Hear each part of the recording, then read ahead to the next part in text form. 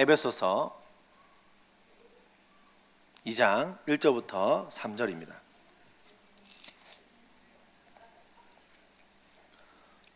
교독하고 마지막 함께 읽겠습니다. 그는 허물과 죄로 죽었던 너희를 살리셨도다.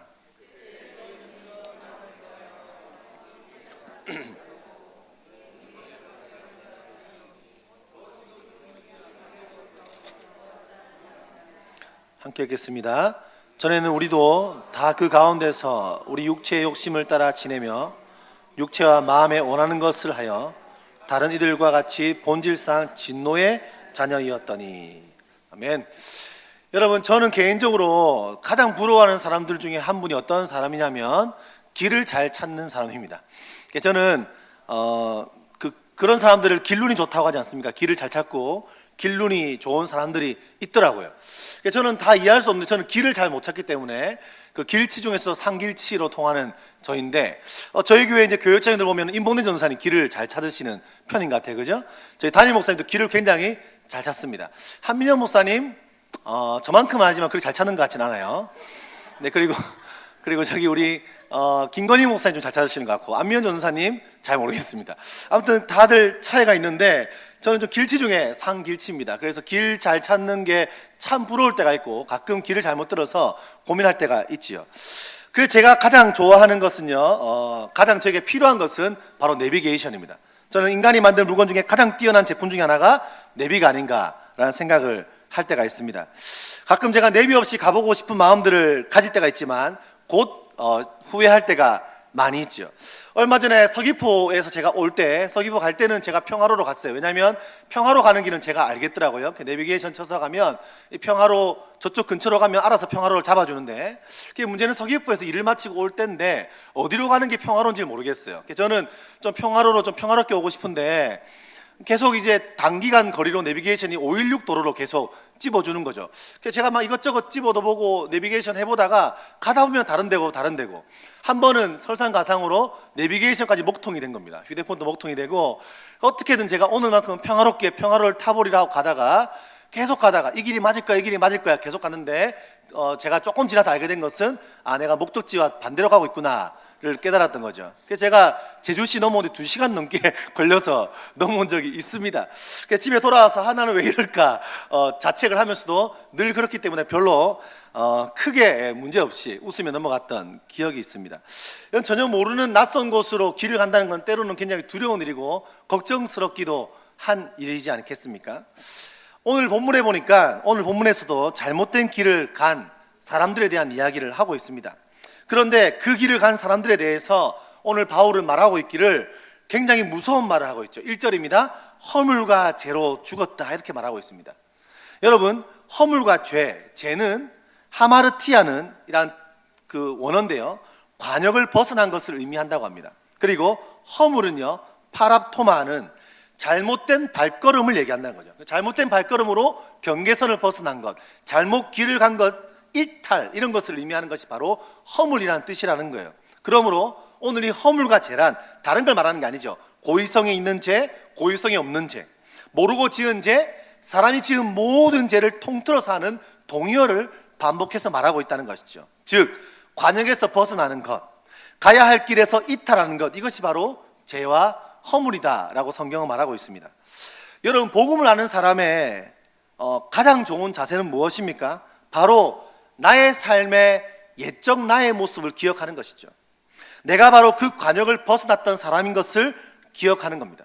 하나님 원하시는 삶을 가지 않고 그 길을 가지 않던 나의 인생이지만 이탈할 수밖에 없는 허물 많은 인생이 바로 나였는데, 바로 그런 나를 주님이 부르셨다. 나는 이탈할 수밖에 없고 나는 죄 가운데서 마치 우리가 화살을 쏠 때 관역을 비껴나갈 수밖에 없는 그런 사람이다. 바로 죄의 구덩이의 모습으로 살 수밖에 없는 자임을 기억하는 것, 그것은 바로 복음을 아는 사람의 바른 자세일 겁니다. 성경은 말합니다. 우리의 원모습을 말하기를 너희는 죄인이다. 오늘의 본문대로라면 그러므로 너희는 죽었다, 이렇게 얘기합니다. 요즘 시대는 이런 말 듣기를 굉장히 싫어합니다. 언젠가부터 미국 교회와 한국 교회 안에 번영주의라는 신학이 들어왔죠. 듣기 좋은 말과 위로의 말을 들으려는 사람들이 교회에 줄을 서기 시작했습니다. 한국에도 한참 유행했던 책이요, 긍정의 힘이란 책이었고, 하면 된다, 마음먹은 대로 된다와 같은 한국 교회 설교단에 그런 이야기가 줄을 이루기도 했습니다. 저는 개인적으로 어쩌면 그것이 한국교회 강단을 병들게 한 주원인이다라고 평가 저는 하고 싶습니다. 여러분, 복음은요, 긍정을 찾기 이전에 잘 된다, 마음먹은 대로 된다, 긍정의 힘이다, 이것을 말하기 전에 분명히 보아야 될 것이 있습니다. 인간의 현 상태가 어떠했는가죠. 물론 우리는 교회에서 말씀을 통해 위로받을 수 있습니다. 바울의 서신에도 끊임없이 성도들을요, 바울은 위로하고 있어요. 그러나 그것만이 성경의 내용이 아닌 걸 알아야 되죠. 성경은 끊임없이 인간의 실상을요, 드러냅니다. 인간의 껍질을 벗겨냅니다. 인간의 죄됨을 나타내고 우리가 얼마나 소망 없는 자인가를 성경은요, 폭로하고 있습니다. 우리가 만나 먹기 하는 큐티 본문이 지금 이제 사도행전 아닙니까? 드디어 이제 많이 가고 있습니다. 그죠? 표정들이 안 하시는 분들 좀 계신 것 같은데, 우리가 큰맘 먹고 1년 구독을 신청했는데 잊어버리신 분들이 있다면 다시 돌아오시기를 축복합니다. 여러분, 큐티 본문이 사도행전인데 3장에 보니까 베드로와 요한이 성전에 갑니다. 그때 성전 미문에 날 때부터 일어나지 못하는 그 장애인이 계셨죠. 근데 계신데 그분이요, 구걸을 하고 있는데 그때 갑자기 베드로와 요한이 성령의 충만해서 이렇게 말합니다. 괜히 말을 겁니다. 여기를 보십시오.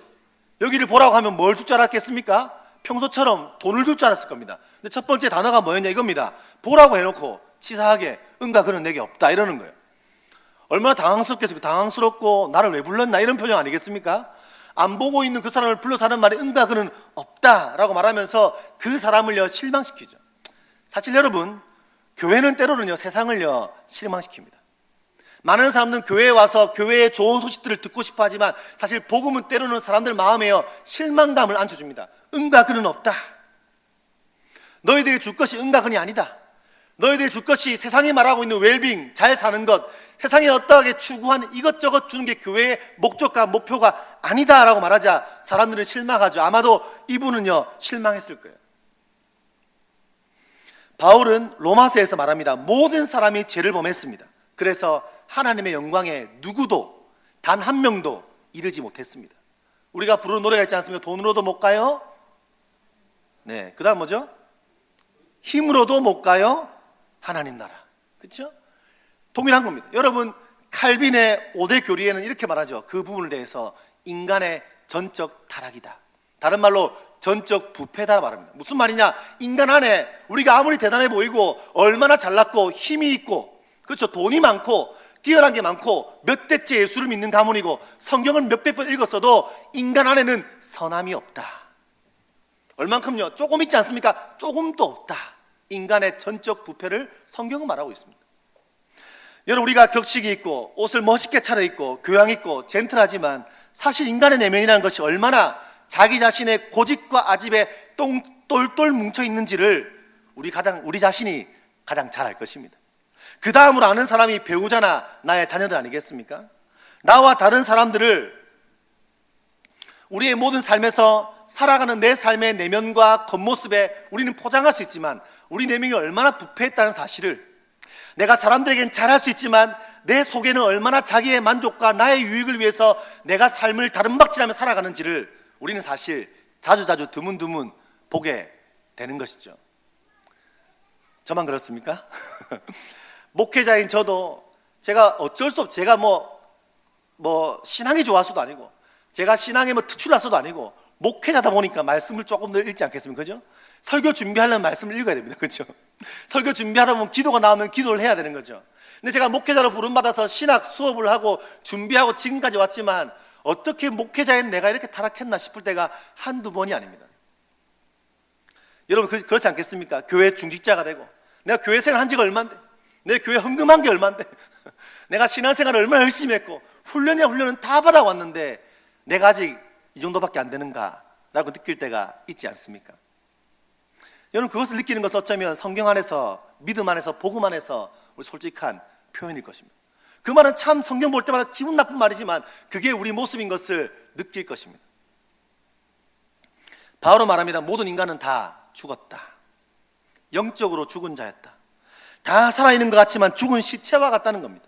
우리가 복음을 경험하는 주 예수 그리스도를 인하여 속량하심을 받으며 구원에 이르렀다면, 우리가 복음을 느끼고 복음을 경험하고 하나님을 경험했다면요, 저 밖에 대단해 보이는 사람들이 별로 부럽지 않을 때가 있습니까? 왜 그럴까요? 그들은 살아있는 것 같지만 실상은 죽은 자들이기 때문이죠. 오늘 성경은 이렇게 말합니다. 너희는 이라는 에베소에 있는 그 서신을 받아보던 에베소 교인들에게 이야기하고 있다는 거예요. 이방인에게 말하고 있는 게 아닙니다. 너희도 그랬다. 교회 안에서 바로바로 우리가 구원받기 이전에 소망 없던 상태, 그리고 본래의 원죄의 모습을 처절하게 철저하게 깨달아야 함을, 순간순간 우리는 그것을 경험하고 느껴야 함을 오늘 바울은 보여주고 있다는 것이죠. 우리는 영적으로 하나님과 끊어진 관계, 즉 죽었던 삶이었다, 성경은 말하고 있습니다. 그리고 여러분, 오늘 본문에서 보면요, 그 죄로 인해 죽었던 우리의 삶을 구체적으로 성경은요 표현해주고 있습니다. 우리는 오늘 본문을 접하면서 우리의 원래의 모습을 다시 한번 깨닫고 깊이 깨닫기를 소망하고, 그리고 내 모습이 바로 그런 자였음을 기억하고, 다시 한번 내가 그 삶 속에서 내 삶에 그런 나 같은 모습을 부르셔서 새롭게 하시고 사랑으로 이끌어 주시는 그 주님께 다시 한번 감격하는 이 시간 되었으면 좋겠습니다. 2절을 같이 한번 읽어볼까요? 2절입니다. 시작.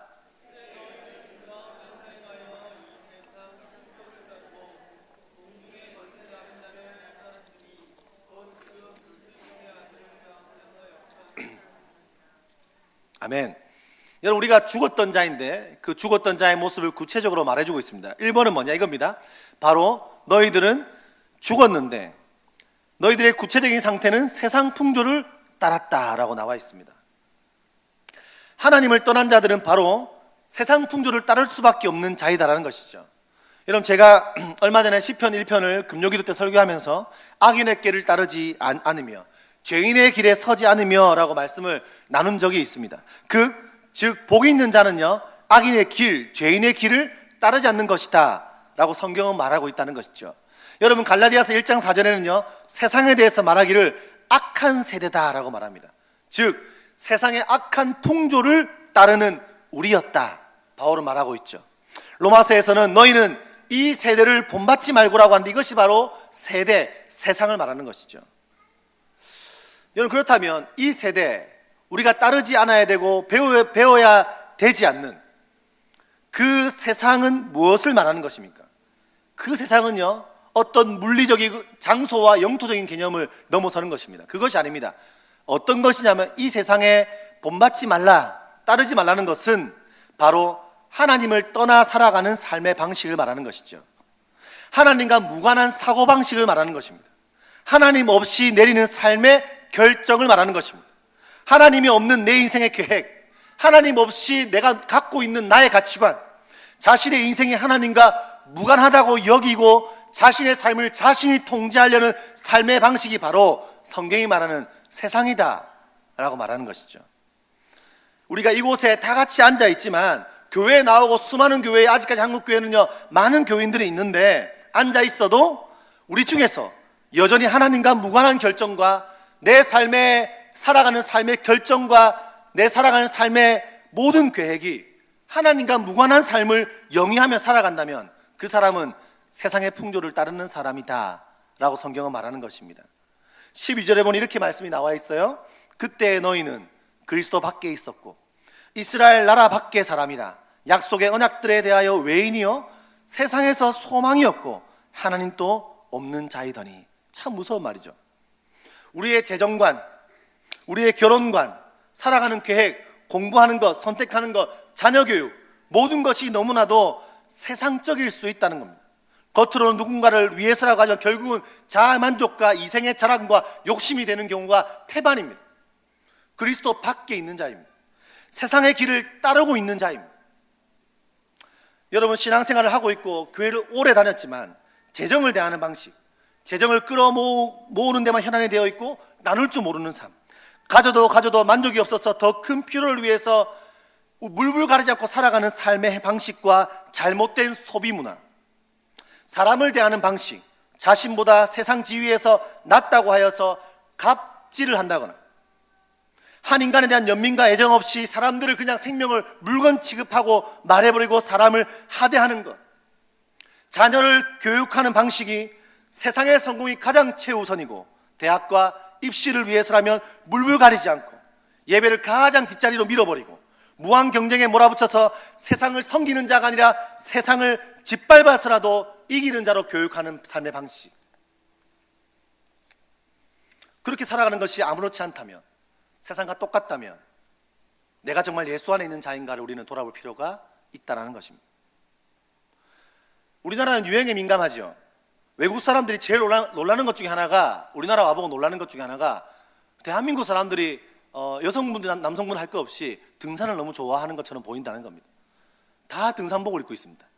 로스 비리리 뭐 이런 거 있잖아요. 엄청 비싼 거 다 등산복을 다 입고 있어요. 두 번째 놀라는 게 뭐냐, 등산복을 입고 산에 안 가고 다 마트에 간다는 거예요. 마트 가서 카트를 끌고 운동을 하고 있다는 거죠. 여러분, 우리나라 사람들은 유행에 굉장히 민감합니다. 그렇죠? 그리고 뭐 드라마에서 도깨비 나오니까 갑자기 남자들이 전부 다 공유처럼, 그죠? 그 롱 코트를 입는데 다리가 짧아요. 이 공유는 다리가 길어서 멋있게 보이지만 늘 착각하는 거죠. 그렇게 하면 멋있을 거라고 착각합니다. 구조적으로 쉽지 않은 게 있는 것이죠. 요즘에는 보니까 롱 패딩, 여자애들 남자애들 할 거 없이 전부 다 긴 패딩을 다 입고 다니는데 다 똑같이 산 거, 다 검은색, 그죠? 유행해. 그러니까 제가 애들 자주 말해요. 얘들아, 너희들이 개성을 중요시 한다고 말하고 개성대로 살게 해달라 말하는데 다 똑같이 입는 게 무슨 개성이냐? 그렇지 않습니까? 아이들만 그렇게 했습니까? 그죠? 이 땅의 유행에 쫓아서 세상 풍조를 따라가고 세상이 원하는 방식과 세상이 원하는 대로 내 삶을 다른 받지라면 똑같이 살아간다면, 성경은 말합니다. 그런 사람은 세상을 쫓는 사람이다 라고 말한다는 것이죠. 두 번째는 어떤 사람 특징이 있냐, 이겁니다. 공중권세를 잡은 자를 따랐다 라고 말합니다. 죽음 가운데 있던 우리가 공중권세를 잡은 자를 따랐던 인생이고, 지금도 우리는 그런 유혹 속에 있다는 거죠. 마귀의 길을 따랐다는 거예요. 여러분, 세상의 길과 같은 이야기죠. 근데 여기서 주도권은 뭐냐면, 그러나 주도권은 이 공중권세를 잡은 자에게 있습니다. 영적인 권세를 말하는 것이죠. 여기서는 역사하는 이라는 표현을 쓰고 있습니다. 사탄이 역사하고 있다. 사탄이 무슨 말이냐면 사탄이 시퍼렇게 살아있다는 거예요. 강한 어떤 힘의 통제를 우리가 받았고 지금도 받고 있다는 겁니다. 우리는 영의 통제를 받았다는 거예요. 바로 사탄의 권세입니다. 이 마귀의 영향력은요, 우리의 삶에 깊이 관여되어 있다라는 거예요. 요즘 같은 시대에 무슨 말씀입니까? 무슨 귀신입니까? 귀신 같은 소리 하지 마십시오.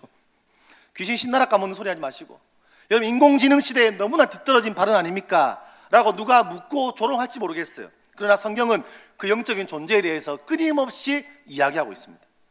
저는 그 살아온 삶의 환경이요, 배경이 좀 영적인 집안이었습니다. 저희 고모님이 전보는 보살님이셨기 때문에 어릴 때부터 방학 때 가면 보살님 집에 이렇게 여러 가지 이렇게 엄청 다양하게 화려하신 분들이 계세요. 이렇게 막 뿔도 있으시고 뿔도 있고 이빨도 막 크신 분들이 앉아 있는 곳에 가서 잠자고 했습니다. 어릴 때부터 잠자고, 또 귀신 들린 분들끼리 대화하는 것도 저는 어릴 때부터 많이 봤고, 뭐 굿하는 것도 보고 그렇게 살았어요. 저희 아버지가 한참 철학관을 이제 하실 때 1년 만에 망했지만, 할렐루야. 철학관 하실 때 늘 전화가 오셔서 하는 말이, 제가 물 근처 가면 전화 따고 오시는 거예요. 물 조심해라. 어떻게 그럴 줄로 제가 물에 더 들어가고 했던 기억이 나는데, 여러분, 사주팔자 이야기, 팔자가 사납다. 저희 아버지가 제가 늘 밖에 쏘다니는 걸 좋아하니까 우리 표현으로 하시는 말씀, 역마살에 끼었다. 아들한테 그런 말씀 하셨어요. 여러분 보세요. 저는 어릴 때부터 많은 사람들이 귀신에 매여서, 영적인 것에 매여서 통제받으며 살아가는 모습들을 저는요 많이 보아왔습니다. 그들은요 영향력이 있어서 점을 보고 복채를 내면 실제로 처음에는요 뭔가 잘 되게 합니다. 혹시 가보시는 분들 있는지 모르겠습니다. 잘 되게 합니다. 그러나 처음에는 그렇게 하다가 다시 더 깊은 수렁으로 빠져가게 하는 게 세상의 영적인 권세이죠. 무슨 말이냐, 10을 줬잖아요. 그들에게 뭔가 받고 10을 준 다음에 그 다음은요 13을 뺏어갑니다. 15를 뺏어가는 거예요. 다시 그들을 찾게 만들고 결국은요 통제하고 자기의 종으로 만들어버리는 거죠. 영적인 권세로 사람을요 통제하는 겁니다. 실제 영적인 권세는 있습니다. 여러분, 영적인 권세는 지금도 있고 우리 가운데 깊숙이 침투해 있습니다. 우리의 생각과 마음과 내 살아가는 모든 삶 속에 있어요. 근데 더 무서운 게 뭐냐, 가장 무서운 것은 이 마귀는요 사람들을 지배하고 통제하고 있지만 이 땅에 살아가는 수많은 사람들이 아무런 지배를 받지 않고 있다라고 착각하게 만드는 게 가장 무서운 겁니다. 그래서 요한복음에는 그 마귀에 대해서 표현하기를 세상의 임금이다 라고 이야기합니다. 이 세상의 임금은요, 하나님에 의해서 완벽하게 창조된 천사였어요, 원래는. 그러나 하나님이 되고 싶어서 하나님을 대적했습니다. 그는 하나님을 너무너무 질투하고 시기하고 미워합니다. 그의 한 가지 목적은 뭐냐? 하나님의 창조 세계를 붕괴시키는 거예요. 그 교회를 파괴하는 겁니다. 교회를 불랑케 하는 겁니다. 그리고 하나님의 세계를요 파멸시켜버리는 거예요. 하나님의 사람들을요 파멸 가운데 몰고 가는 거예요. 그래서 하나님의 창조 세계에 들어와 아담과 하와를 유혹했지요. 인간의 삶을요 지배하기를 원합니다. 사탄은 자신의 세력이 있고 힘과 권능이 있습니다. 그래서 세상의 임금이다 라고 표현하는 거예요. 여러분, 에베소서 6장 12절에 보면 그래서 바울은 이렇게 이야기하죠. 우리의 씨름은 혈과 육을 상대하는 것이 아니다. 여러분, 우리가 사람들을 상대하고 사람들과 다툼이 있고 사람들 간의 문제가 이 땅의 대부분의 문제 아니겠습니까? 가정이든 교회든 직장이든 우리는 살아가는 삶에서 다른 걸로 별로 안 힘들어요. 대부분 육적으로 사람들과의 문제가 생기는 거죠. 그게 우리를 힘들게 합니다. 그렇죠? 아무리 작은 거라도 그게 가슴을 턱턱 막히게 하는데 그 일은 뭐냐? 육을 상대하는 게 아니라는 거예요. 그들이 너희들의 대적이 아니라는 거예요. 그 사람이 너희의 대적이 아니다. 통치자들, 사탄이에요. 권세자들과 이 어둠의 세상의 주관자들과 하늘에 있는 악의 영들을 상대하는 거다, 이렇게 말했다는 거죠. 보이지 않는 권세와의 싸움이에요. 여러분, 누군가와 다툼이 있습니까? 영적인 싸움이에요. 같은 늘 반복되는 죄 때문에 너무너무 괴롭습니까? 영적인 싸움입니다.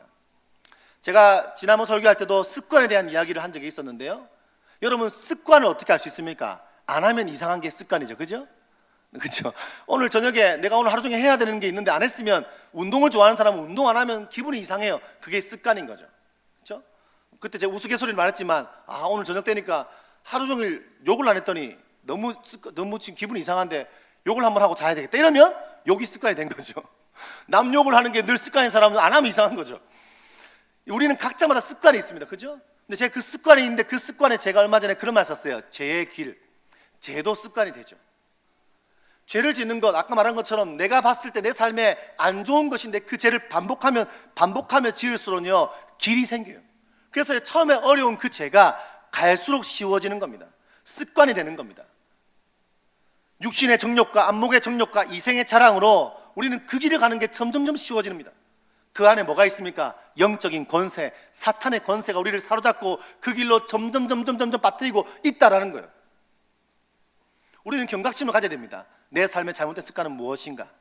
사탄은 내 약함을 어떻게 알고 반복적으로 어떠한 죄 가운데 우리를 빠뜨리고 있고, 시간이 갈수록 더 그 길은 쉬워졌고 나에게 습관이 되어버렸고, 이제는 그것이 견고한 진이 되어서 깨뜨리기 너무 혼자서는 힘든 상황이 있다면 우리 자신을 돌아봐야 되죠. 하나님 은혜를 구해야 되죠. 요즘 시대가 얼마나 혼란합니까? 얼마나 영적으로 둔탁한 시대입니까? 남자들에게는요 음란의 길이 있죠. 수많은 남성들이 음란의 길에 들어섭니다. 여러분, 참 미안하고 죄송한 일이지만 교회 안에도 그런 일들이 많이 일어나죠. 사역자들이 픽픽 쓰러집니다. 그런 일들로 참 마음이 아파요. 여러분, 스마트폰이 한참 나왔을 때 어떤 분이 방송에서 그렇게 말해요. 스마트폰은 앞으로 망할 수가 없다. 갈수록 더 많은 사람이 쓰게 될 것이다. 이유가 무엇이냐 물어보니까 이거예요. 그 이유가 뭐냐면 포르노 때문이다, 이렇게 얘기해요. 어디서든지 숨어서 음란한 것들을 마음껏 볼 수 있다, 이렇게 얘기해요. 근데 그 말이 굉장히 일리 있는 말이다 라고 생각했습니다. 유혹을 받죠, 사람들은. 제가 청소년 사역을 10년 넘게 했는데 제가 아이들하고 친하게 지냅니다. 친하게 지내지만 가끔 막 친하게 지내고 사역 열심히 하다 보면요 여자아이들이 와서 막 안기는 경우들이 있어요. 그럼 제가요 막 피하죠. 뭐 특별한 경우에 우리 수련회 같은 데 가서 뭐 다 같이 옆 사람 보고 토닥토닥 해주세요 이런 거 말고요, 애들이 막 안기는 경우 있어요. 그럼 제가 피하고 가끔은요 앵기지 마라 이렇게 말하면서 제가 면박을 주기도 합니다. 가정에 결핍이 좀 있는 친구들, 아빠에 대한 결핍이 있는 친구들이 저한테 아빠로 부르고 싶다라고 말하는 친구도 있을 때 그렇게 하지 마라고 합니다. 그럼에도 불구하고 부르는 애들이 있긴 해요.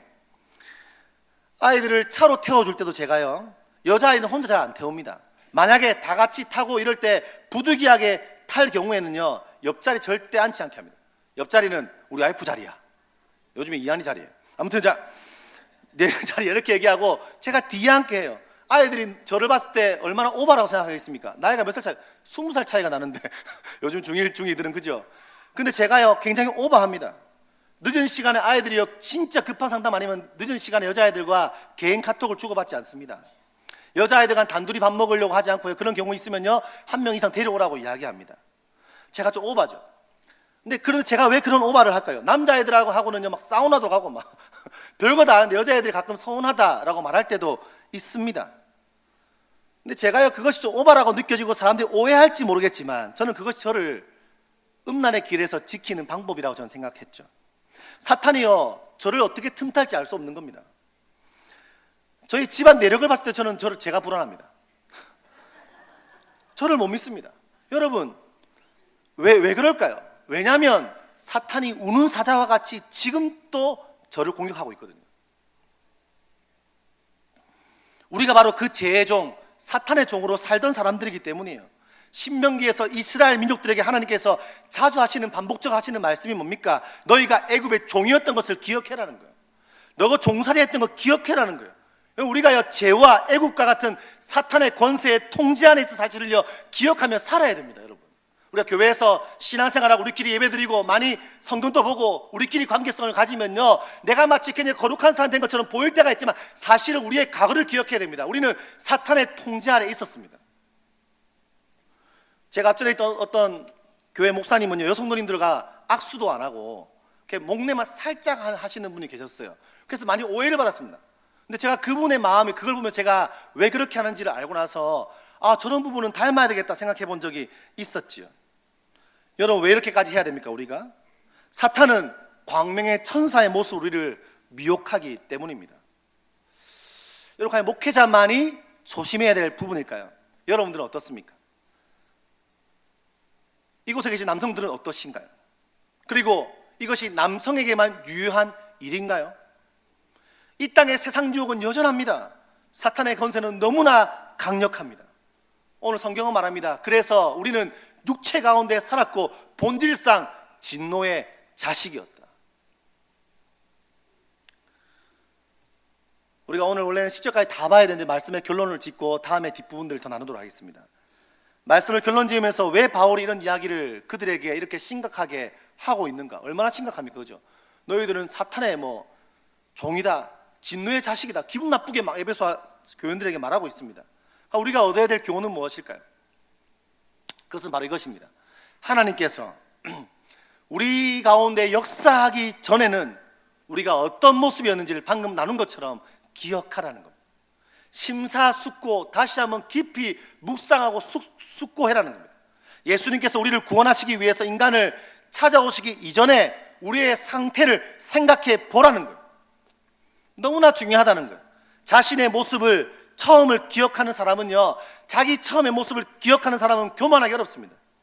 그런 사람은 남 위에 올라서려고 하지 않습니다. 그 죄의 상태를 기억하기 때문에 허물과 죄로 죽었던 상태, 세상의 풍조를 따라갈 수밖에 없고 사탄의 존재 안에서 살아갈 수밖에 없던 자였다는 사실을 깊이 숙고하고 생각하고 그때의 상태를 알기 때문에 결코 교만할 수 없고, 주님 저는 죄인이었습니다. 그런 사람은 예배 때 나와서 그 주님 앞에서 머리를 조아릴 수밖에 없습니다. 하나님께서 우리를 그냥 두셨다면, 방금 나눈 것처럼 그분이 우리를 그냥 가만히 두셨다면, 우리를 구원하지 않으셨다면 우리는 세상 풍조대로 살 수밖에 없을 것이고 돌아올 수가 없습니다. 세상 인근에게 매여서 애굽의 종으로 살아갈 수밖에 없었다는 것을 알게 되는 것이죠. 여러분, 그러나 하나님께서 그런 우리를 부르셨습니다. 믿으십니까? 얼마나 감사합니까? 참 이렇게밖에 살 수 없게 우리를요 주님이요 부르셨어요. 그분의 절대적인 주권으로 우리 인생을요 부르셨어요. 종살이하던 우리를요 구원하시고 종이 아니라 이 땅에 나를 위해서 이 땅에 오셔서 인간의 모습으로 그 길을 쭉 걸어가셨어. 온갖 고난을 다 짊어지시고 십자가의 죽으심으로 말미암아 죄의 속박을 그냥 깨트려 버리셨어요. 그 예수님으로 인해서 우리가 지금 그 그리스도 안에 속한 자임을 숙고해야 되는 것이죠. 어떤 사람들은 말합니다. 하나님이 계시다면 이 땅을 어떻게 이렇게 불의할 수 있습니까? 아닙니다. 하나님께서 지금 지키고 있기에 세상이 이 정도라도 유지되고 있는 것이죠. 어떤 사람은 말해요. 하나님이 계시다면 제 삶이 어떻게 이렇게 불행할 수 있습니까? 아닙니다. 하나님께서 당신을 지키셨기 때문에 지금의 상태라도 놓여 있는 거예요. 그리스도 밖에 있는 자들은 겉은 멀쩡해 보여도 이미 다 죽은 자입니다. 그러나 우리의 모습이요, 겉모습이 하루하지 않고 좀 너무너무 맞은 데가 많고 우리 인생이 좀 엉망진창처럼 보여도 여러분들이 주님께 뿌리 내리고 있다면 여러분들은요 생명이 있는 자입니다. 여러분 꽃을 보십시오. 꽃이 얼마나 화려합니까? 여러분 멋있는 그 꽃꽂이가 되어 있는 꽃은 너무 아름답고 예쁘지만 우리는 알고 있어요. 그 꽃은 화려하고 멋지고 포장은 잘 되어 있지만 죽었다라는 것을 압니다. 그러나 저 밖에 있는 들풀이라도, 사람에게 밟히는 들풀이라도 뿌리가 땅에 붙어 있다면 그것은요 생명을 가진 것이죠. 세상이 아무리 화려해도, 아니 이 땅에 복음을 안다고 하고 예수를 믿는다고 하지만 교회에서도 자기의 고집과 아집 안에서 마치 예수를 믿지 않는 사람처럼, 복음을 모르는 사람처럼 살아가는 수많은 사람들이 잘나가 보이고 대단해 보여도 그가 그리스도 안에 없다면 그는 죽은 자입니다. 우리는 그들을 부러워할 필요가 없죠. 우리는 결코 그런 사람들을 부러워할 필요가 없습니다. 우리는 아무리 세상에서 때로는 실패하고 절망 가운데 있고 세상에서 누군가가 우리를 핍박한다 할지라도, 만약 우리가 주님 나 같은 사람을 위해서 죽으셨고 내가 종이었고 사탄의 종밖에 될 수 없고 진노의 자식으로 살 수밖에 없는 자인데라고 깊이 느끼고 숙고하신다면 여러분들은 살아있는 자입니다. 생명을 소유한 사람들입니다. 오늘 바울은 그래서 1절에서 그토록 기도했던, 그것은 바울이 바로 앞에 1장에서 에베소 성도들에서 지혜와 계시의 영을 달라고 기도하고 그들의 마음의 눈을 밝히시고 그들이 간절히 알기를 원했던 능력이 있다는 거예요. 19절에 그의 힘의 위력으로 역사하심을 따라, 사탄의 역사가 아닙니다. 하나님의 역사하심을 따라 믿는 우리에게 베푸신 능력의 지극히 크심, 뭡니까? 십자가의 크심, 그 놀라운 사랑, 하나님의 사랑의 크심이 어떠한 것을 너희들이 알게 되기를 구하노라. 이 이야기를 바로 앞에서 했던 것이죠. 여러분, 사탄의 역사하심이 아니라 하나님의 역사하심을 모든 성도들이 알게 되시기를, 여러분 가정이, 우리 교회가 그것을 깊이 알아가시기를 간절히 축복합니다. 우리가 읽지 않았지만 다음에 한 번 더 나누겠지만 4절과 5절, 긍휼이 풍성하신 하나님이 우리를 사랑하신 그 큰 사랑을 인하여 허물로 죽은 우리를 그리스도와 함께 살리셨고 너희는 은혜로 구원을 받은 것이라 또 함께 일으키사 그리스도 예수 안에서 함께 하늘에 앉히시니. 여러분, 예수 믿는 우리가 주 앞에 나와 자랑할 게 뭐 있겠습니까? 우리가 구할 것은 하나님의 은혜와 감사와 찬양밖에 없는 줄 믿습니다. 기도 후에 찬양하겠습니다. 하나님 감사합니다. 오늘 저희들은 말씀을 통해 다시 한번 우리의 원래의 상태,